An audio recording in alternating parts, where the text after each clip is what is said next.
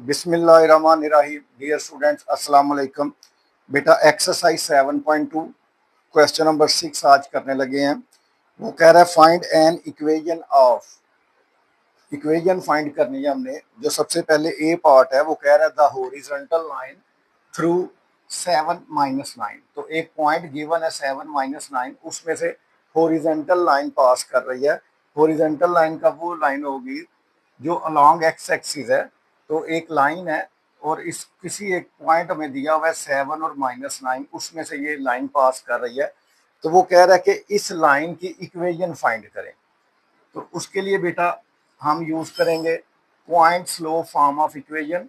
मतलब कि अगर हमें स्लोप गिवन हो और एक पॉइंट गिवन हो तो उस सूरत में हम उस लाइन की इक्वेशन फाइंड कर सकते हैं। तो उसका जो जनरल फॉर्म है, स्टैंडर्ड फॉर्म है, वो है y minus y one is equal to m into x minus x one. अब ये x1 और y1 वो एक गिवन पॉइंट होगा और m क्या होगा, स्लोप होगी। तो ये दोनों वैल्यूज यहाँ पे पुट करके हम इस लाइन की इक्वेशन फाइंड कर सकते हैं। तो अब हम कहते हैं हमें पता है कि the slope of horizontal line is equal to zero, कि वो लाइन जो बिल्कुल सीधी होगी उसकी स्लोप जो है वो जीरो होगी।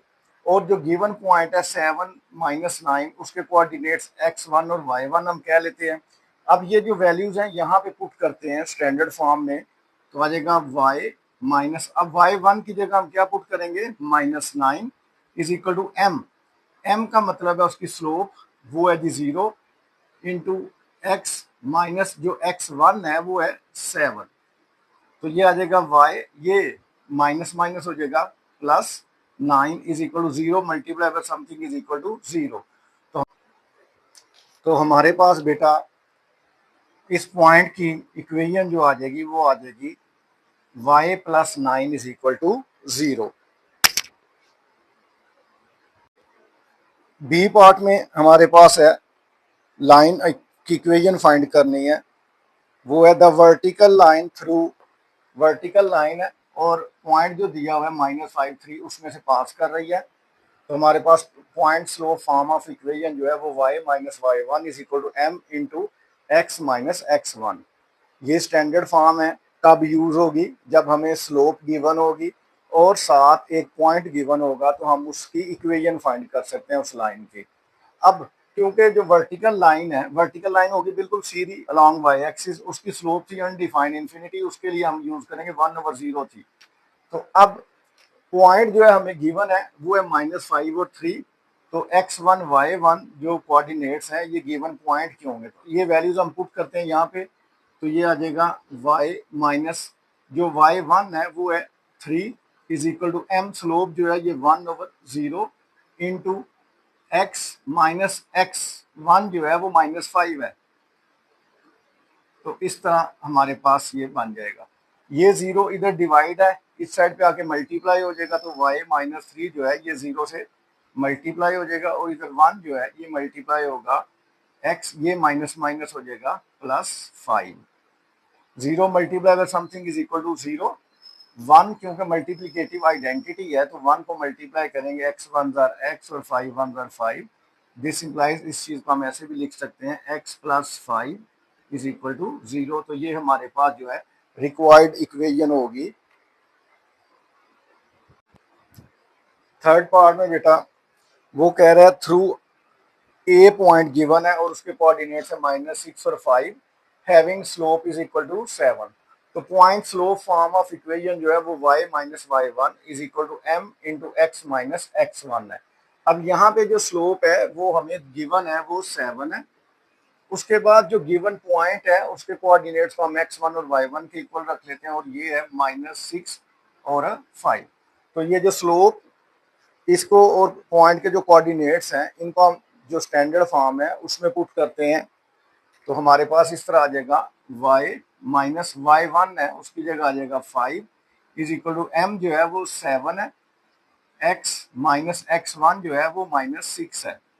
इस तरह हमारे पास आ जाएगा। अब y minus 5 is equal to 7 into x plus, ये माइनस माइनस प्लस हो जाएगा 6, y minus 5 is equal to 7x plus ये 7 6 जार 42 आपके पास आ जाएगा। ये दोनों पॉजिटिव, जब साइड चेंज करेंगे y पॉजिटिव उधर जाके नेगेटिव हो जाएगा और -5 उधर जाके +5 हो जाएगा। तो यहाँ पे रह जाएगा 0। 7x प्लस 42 ये y की साइड करेंगे तो ये नेगेटिव हो जाएगा और -5 दूसरी साइड पे जाके +5 हो जाएगा। तो अब जब हम देखेंगे तो सबसे पहले इसी चीज को बेटा हम लिख सकते हैं 7x माइनस वाई, 42 और +5 करेंगे तो 47 है। अब क्योंकि एक साइड पर 0 है तो वो हम राइट साइड पे भी लिख सकते हैं स्टैंडर्ड फॉर्म में लिखने के लिए, तो इज इक्वल टू 0। तो ये हमारा जो रिक्वायर्ड लाइन की जो इक्वेशन है वो आ जाएगी 7x minus y plus 47 is equal to 0। D part में बेटा हमें पॉइंट जो गिवन है वो है 8 - 3 और उसकी स्लोप 0 है। तो इसका मतलब है जो स्लोप है वो 0 है और जो गिवन पॉइंट है उसके कोऑर्डिनेट्स x1 और y1 से शो करते हैं, तो वो है 8 - 3, ये गिवन पॉइंट है। अब स्लोप की और पॉइंट की जो कोऑर्डिनेट्स हैं वो यहाँ पे पुट करते हैं, तो y माइनस y1 जो है वो -3 है is equal to m, slope 0 है और आपके पास x माइनस जो x1 है वो आपके पास 8 है। तो y ये माइनस माइनस आपके पास प्लस हो जाएगा, 3 is equal to 0 multiply by something is equal to 0। तो हमारे पास जो रिक्वायर्ड इक्वेशन आ गई वो आ गई y plus 3 is equal to 0। E part में बेटा जो पॉइंट है वो है -85 और उसकी स्लोप है अनडिफाइंड। तो आप point slope form of equation जो है standard form y minus y1 is equal to m into x minus x1। अब यहाँ पे स्लोप जो है वो क्योंकि अनडिफाइंड दी है तो इसको हम लिख सकते हैं 1/0। अब जो गिवन पॉइंट है वो है -8 है और आपके पास 5 है।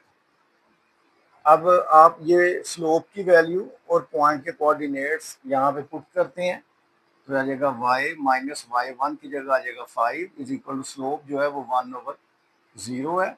x माइनस x1 जो है वो आपके पास है -8।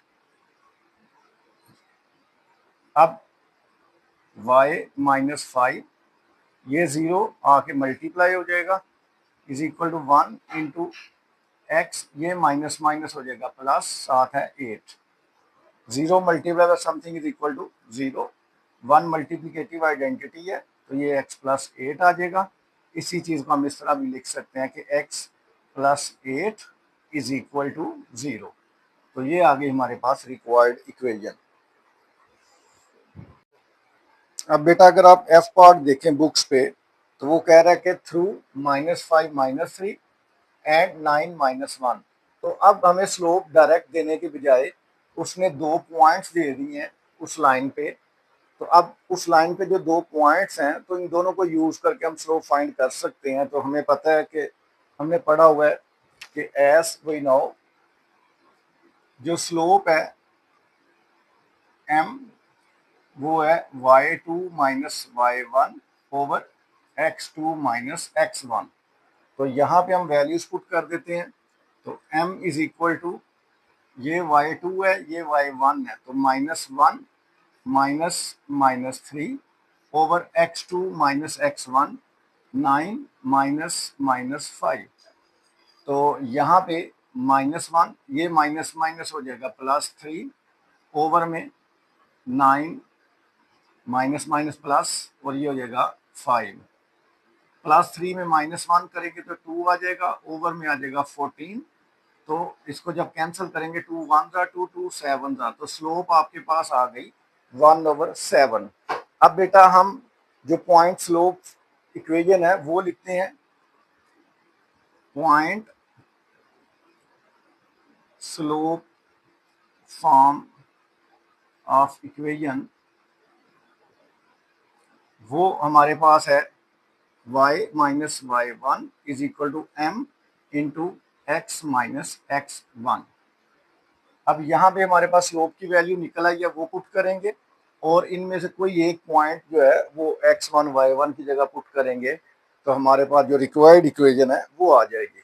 तो ये आ जाएगा जी y माइनस, हम इसी पॉइंट को यूज कर लेते हैं। अब यहाँ पे y1 जो है वो है -3 इज इक्वल टू m है 1/7 x माइनस x1 जो है वो है -5।